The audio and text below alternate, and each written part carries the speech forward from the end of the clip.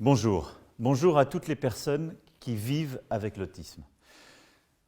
Nous sommes le 2 avril, nous portons le bleu et je pense à vous.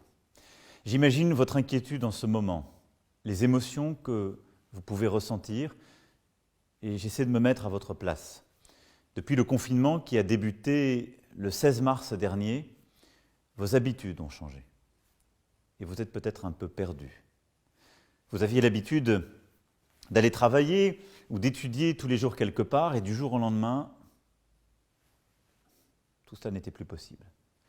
Vous aviez l'habitude de voir chaque jour des personnes que vous connaissiez bien depuis longtemps, qui vous rassuraient.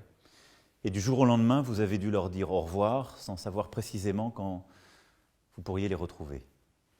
Vous aviez l'habitude de sortir de chez vous quand vous le vouliez et du jour au lendemain, vous avez dû rester chez vous. Vous aviez l'habitude d'aller dans la nature, les endroits qui vous étaient chers, où vous apaisez, et du jour au lendemain, le parc où vous aimiez aller, l'endroit auquel vous étiez si attaché, a fermé. Je sais que vous ne voulez qu'une seule chose, qu'on vous rende votre vie d'avant. Alors je veux vous parler extrêmement simplement aujourd'hui.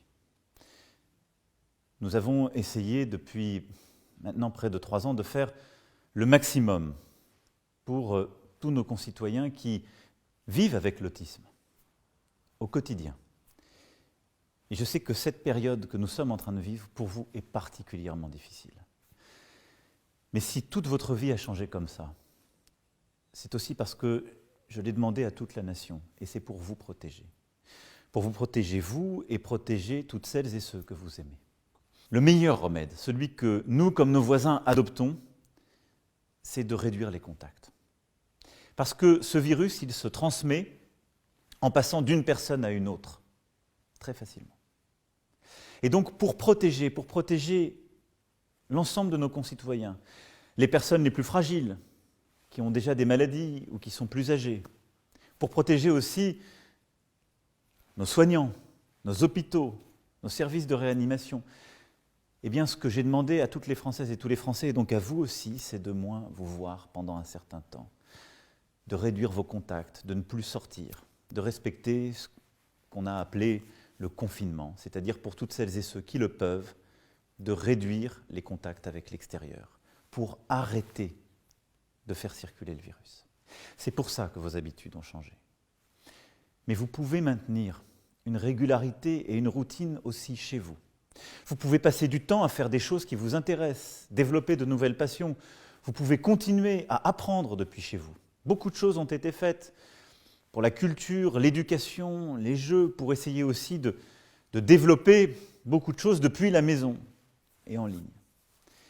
Je sais que pour certains aussi, les écrans ne sont pas l'idéal et ne sont pas toujours bien supportés et acceptés.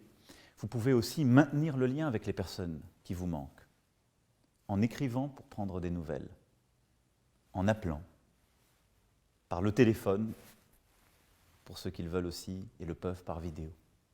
Ces petits rites, ces contacts, vous pouvez les maintenir sous une autre forme. Il faut aussi le faire pour garder des repères et vous dire que même si vous ne pouvez pas en ce moment être près d'eux, ceux qui vous sont chers, vous pensez à eux et ils pensent à vous. Pour certains d'entre vous, rester enfermé chez soi est une épreuve, je le sais. Et je sais que ça vous déstabilise très profondément, et ça fait parfois monter l'angoisse, une angoisse que vous n'arrivez pas à contenir et qui est dure pour vous et pour vos proches. Alors je voulais vous dire qu'un très gros travail a été fait, et j'ai une bonne nouvelle pour vous. Vous allez pouvoir sortir un peu plus souvent avec une attestation qui sera faite spécialement pour vous. Il faudra le faire tout en restant bien à distance des gens que vous croiserez, en respectant ce qu'on appelle ces gestes barrières contre le virus, c'est-à-dire garder au moins 1,5 m de distance, vous lavez très régulièrement les mains avec le gel hydroalcoolique, essayez d'être au maximum seul ou avec la personne qui vous accompagne, mais de ne pas vous regrouper. Parce que je sais aussi que retrouver parfois certains lieux qui sont les vôtres, pouvoir sortir un tout petit peu plus est très important pour vous et pour vos proches. Si vous ressentez beaucoup de tristesse, si vous êtes angoissé, ne restez pas seul. Nous sommes là pour vous. Vous pouvez appeler Autisme Info Service au 0800 71 40 40. Le 0800 71 40 40. Vous pouvez aussi solliciter un soutien sur le site en cliquant sur le lien en légende. J'ai aussi une pensée pour toutes celles et ceux qu'on appelle les aidants, vos familles, vos proches, les associations qui s'occupent de vous. Je veux leur dire merci. Merci pour tout le travail qui est fait, pour votre engagement. Merci aussi quand vous êtes en situation de rester avec votre enfant, votre proche, celui que vous accompagnez pour tout ce que vous faites en ce moment. Et je sais que beaucoup d'entre vous traversent aussi un moment qui est difficile. Tous ces changements ne sont que temporaires. Vous allez retrouver votre vie d'avant, je vous le promets. Vous allez le retrouver parce que cet ennemi invisible qu'est le virus, il n'est pas un ennemi invincible.